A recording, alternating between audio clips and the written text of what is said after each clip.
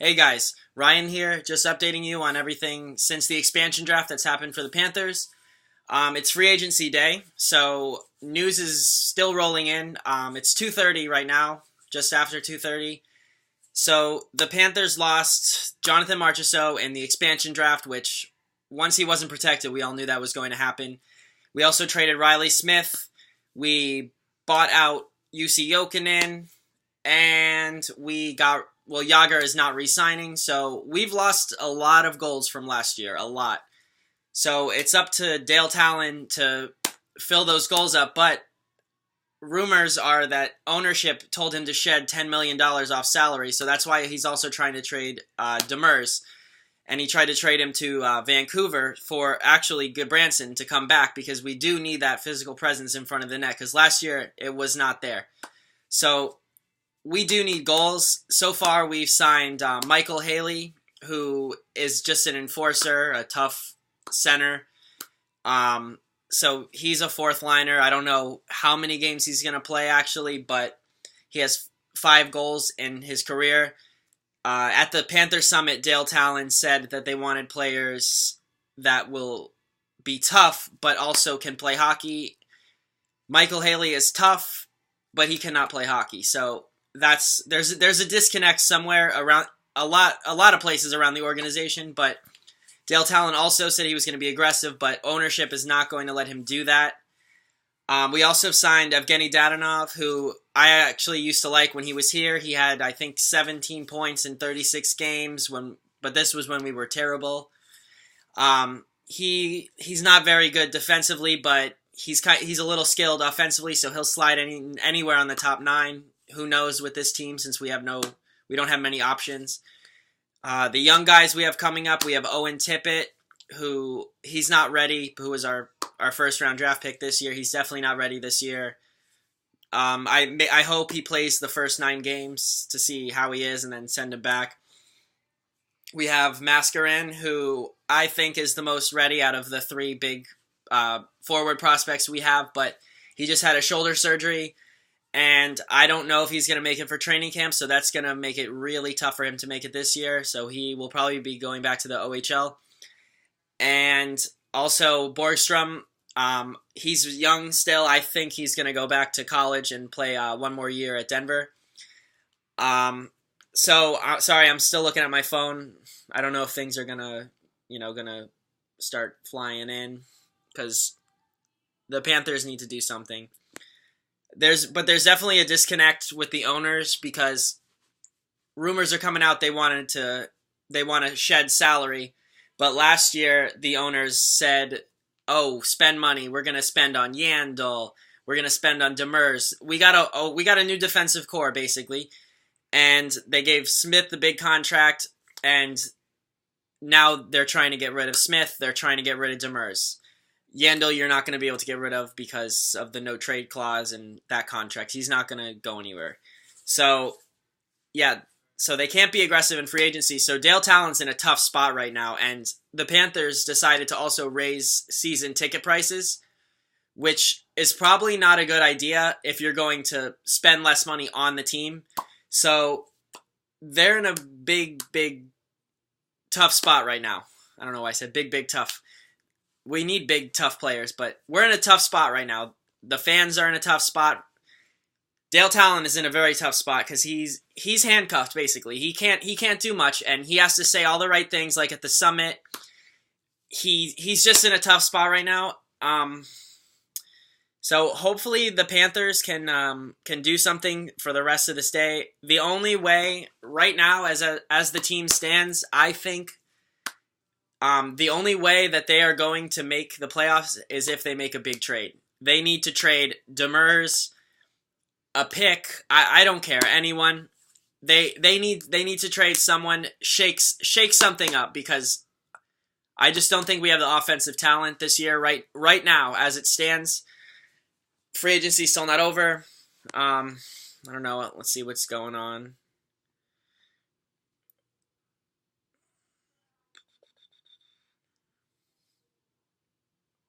Oh, okay, here we go. Redeem Verbata to Florida. So now the Panthers got Verbata. He is I know he's got to be 35. Let me look that up. He's 35.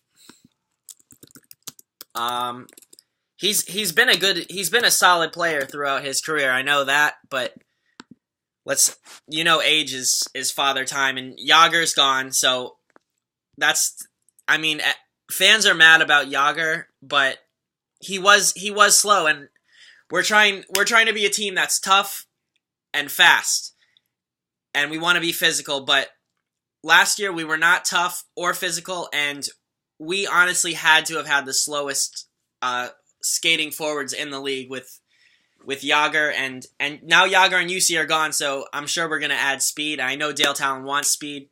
I know the fans hate Yager's leaving, but I mean, he's 44 or 45 years old. He's, father time has never lost. And there's a reason why teams aren't, going out of their way right now. I don't know if you saw Yager's Twitter post about how when he was in 1996 or 7, whenever it was, that all the teams were calling him. Now 0 teams have called him, and this was yesterday on the eve of free agent day. So I think it sucks. Obviously, everyone is romanticized with Yager. Of course, he's one of the best players of all time. I just spit. He's one of the best players of all time, so it's tough. But I mean, I'm not mad at the move. I'm not mad. He took a lot of penalties last year from not moving his feet. He got slower ever since the Islanders series. We lost the Islanders series, and I don't know. We could not keep up with them. We just could not keep up. I think we outplayed the Islanders, but the speed wise, we're not there. And you could tell Yager looked gassed. And towards the end of the season too, Yager this year, I mean, he looked gassed. He slowed down a little bit. That's why teams aren't calling him, but he did a great job here. He did what he needed to do. He showed some work ethic to Barkov, Hubert, whatever, everyone who's here. Hopefully they can keep that, because no one works harder than Yager. Everyone knows that. He taught them things he knows. Yager, that was a great trade. I will never say anything bad about that trade for Yager. At the time, that was a great trade, even though he was old, blah, blah, blah. It's Jaromir Yager. He definitely helped this team. Yeah, so on to Verbata.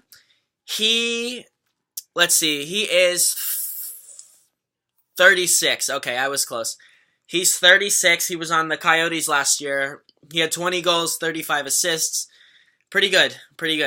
But again, which I always have to go back to, he's on the wrong side of 30. He's on the wrong side of 35. The elite players, they can go a little longer. Verbata, is he elite? No. He's been a very good player throughout his whole career. Very good player. I see 56, 48, 62, 51. He will put up points. So he put up 55 this year. So he's a right wing. He could slot on the back up there. But I also think we might re-sign Vanek, honestly. I don't know what their plans are, but it's getting late in the day, and we are low on forwards, but we do have, we still have guys like Malgin who has a shot to make the team, and I think he will. McCann also, I like McCann. I just think he needs a chance. I think Hallruck, he will also make the team. He would be a good third liner, and just the style he plays, he would fit right on that fourth line. I'm not the biggest McKenzie fan, so I think if you could get that fourth line of Hallruck, you could slide someone like Lamico at center, and then also Sevier on that fourth line. That's a pretty good fourth line. They're physical, they're fast. They have the potential to put the puck in the net, which is what you want from a fourth line. I mean, people are like, oh, that should be the checking line. But this is a new game of hockey. It's fast. You need all four lines contributing. I'm not saying each player is going to have 15 goals on that line. But if one guy has 5 and another puts in 10 and then the other one scores, that helps. And at least put pressure on them for matchups, blah, blah, blah. Yeah, here we go. I'm reading quotes. Talon regarding Haley. He fills a need for our club. Sorry, I'm scattered. And will help us get back to playing with the sort of passion and grit that will help us win. That's from Cats on the Prowl. For Verbata in Florida, 1 year, $2.5 million base salary plus $1.25 million in performance. Okay, that's the salary. That doesn't matter for a 1 year deal since we have I think 21 in cap. $250K each for 10 goals, 15 goals, 20 goals, and 45 points. So a total of $1 million, and another $250K for making the playoffs. I like that one. That's actually a good. That's good motivation. Please, $250,000 just for making the playoffs. Sign me up. I do think we need a little toughness on the blue line. So I think I don't think Demers is staying, since if you're gonna on the trading block, that's got to hurt you a little bit. But to know that a trade was actually accepted by two sides, by the Panthers and the Canucks, and you decline it, so you definitely know they pulled the trigger and got rid of you. They got rid of you, but he declined to go there because there was no trade clause. I don't know why Jason Demers has a no trade clause. That doesn't make sense to me. I understand why Yandel has one. I don't understand why Jason Demers has one. So, but yeah, I don't think there's any way that he possibly. I mean, he could, but it's probably not good for the chemistry and everything if he stays. Let's see what else has happened here. Oh, the Panthers, I think, have a press conference at 5 o'clock today. So I would love to see what Dale Talon says, because honestly, even with Verbata, do I think it's a playoff team? No. But and one trade could put them into the playoffs. If they, not a minor trade, the Panthers don't like making those big trades. The Luongo trade was a big trade when it happened, when they traded, I think, Matthias Markstrom, whatever it was. They need a trade like that. And also, speaking of goalies, Luongo, I don't know how many games he's going to play this year since he's getting old, He's been having those hip problems, and James Reimer, it's up to you if you think he's a good starter. People, some will say yeah, some will say no. And I actually saw at the summit, someone said that we have two backup goalies, and of course Bugner got mad. We have a new coach. I didn't even mention that. There's so many things that are actually going on right now. It's tough. We have a new coach who I'm a fan of. I'm actually a fan of. I like his style, and he was definitely prepared for the interview. That was good. He told them what he wanted to do, how he's going to do it. Now, the thing is, are the owners going to let him do that? Are the owners going to stay out of his way? Are they going to stay out of Dale Talon's way and let Dale get the players he wants and let Bugner coach how he wants to coach? Because these owners like to meddle. I don't know if they're trying to make money, but ownership in sports, it's like I would say it's like fun for them. You have $1 billion. Why not have fun? And it's like fantasy, but you control it completely. It's not like you pick players and they do it. But it kind of is. That was stupid. But you run everything. The owners, they need to stay away from Dale Talon. They tried to stick with the analytics last year. It clearly did not work. Okay, analytics. I like analytics when it's who matches up. Does Yandel play better with Ekblad, or does Yandel play better with so-and-so? Does he play better with player A or player B? That's when it's good. What percentage of the time are they on the ice together? Goals against, blah, blah, blah, all that stuff. What happens in those times?